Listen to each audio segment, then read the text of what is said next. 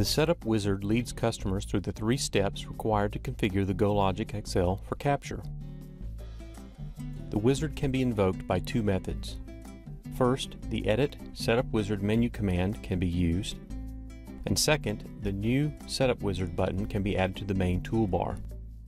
This toolbar button is convenient if the wizard is used often.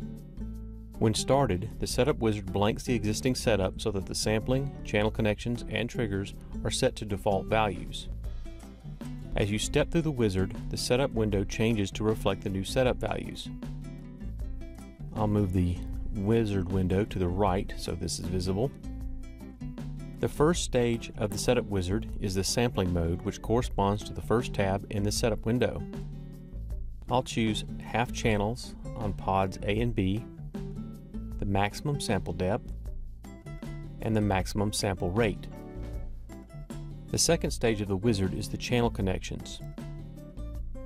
I'll define a group called address, and let's make that 16 channels and start the group on channel B0. Several channel groups can be defined by clicking the Define New Group button.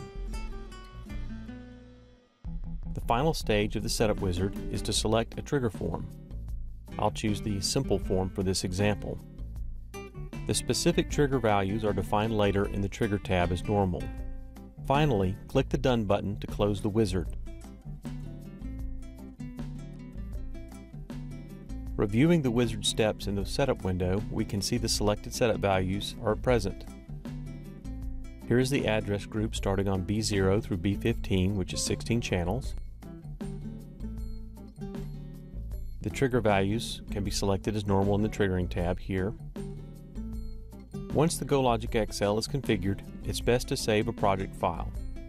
The next video discusses project files and how they are used.